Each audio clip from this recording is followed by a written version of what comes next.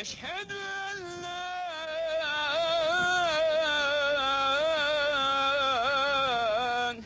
إله إلا الله.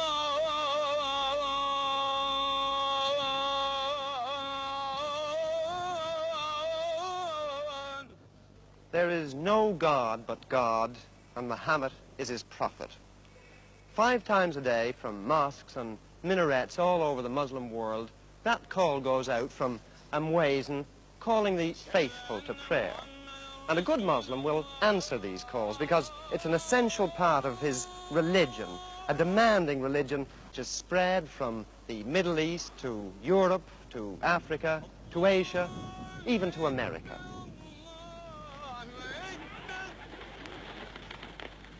But prayer itself is just one outward observance of this religion, of Islam. There are others, many others, because Islam doesn't just mold men's minds. It dictates their way of life. It tells them not just when and how to pray, but how to decorate their houses, how to treat their wives, what to say when they sneeze, how they must butcher their sheep, how much of their property their sons will inherit, how to trim their beards and seal their letters, where to carry their handkerchiefs, and the colour of their shrouds.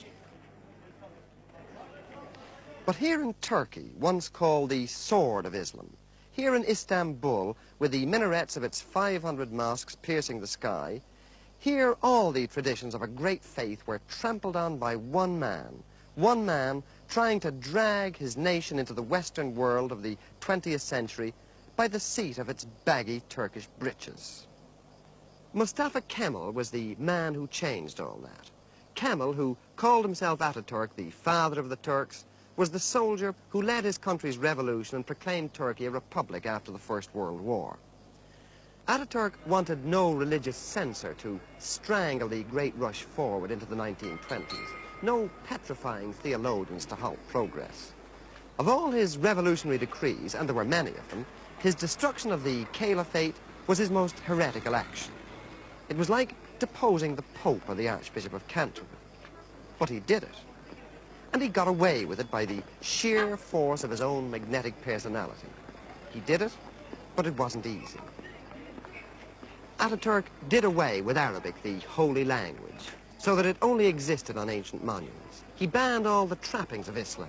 The fez had to be replaced by the Western hat, so that its wide brim would prevent men laying their foreheads on the floor while prostrating themselves towards Mecca.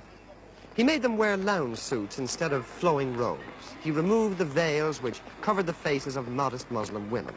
He made them have civil marriage ceremonies. Ataturk's decrees became the new Quran in Turkey. They replaced the old teachings which for generations had governed men's births and lives and deaths. But even an Ataturk, great national hero and liberator though he was, even an Ataturk couldn't kill the inner spirit of Islam. So Islam bided its time. And in 1938, when Ataturk died, the imams felt it was safe perhaps to begin just a cautious revival. Quiet backsliding to the ways of the faith continued until 1950, when Adnan Menderes was elected Prime Minister and was forced to make good electoral promises made to the peasants who wanted more faith and less freedom. The voice of Islam became more imperious. The Menderes Democratic Party bowed to the Orthodox. For the first time since Kemal's revolution, mosques were built again with public money.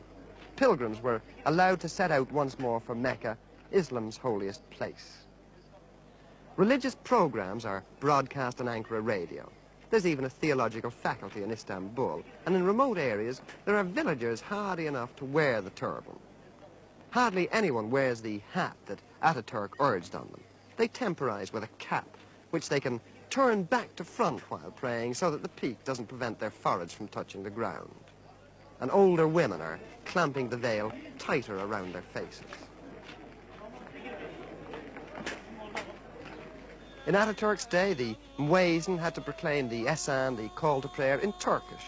Now, once again, he sings it out in Arabic, the language of the Prophet. Menderes himself paid dear for his concessions, for his adulteration of the pure milk of Kemalism. When the army revolted in 1960, they had him tried for corruption and hanged him. In October this year, Turkey will have another general election, and the Justice Party, the heirs to the Menderes doctrine, are heavily backed to win it. There's certainly a revival of Islam in Turkey today, and some of these mosques have congregations which many a Church of England clergyman might well envy. What Ataturk tried to destroy with his codes and his decrees is apparently indestructible, and certainly there are almost daily inroads being made into his policy of official agnosticism. But it remains to be seen whether a new government in a westward-looking Turkey will be prepared to allow the ancient faith to regain the power that it once had.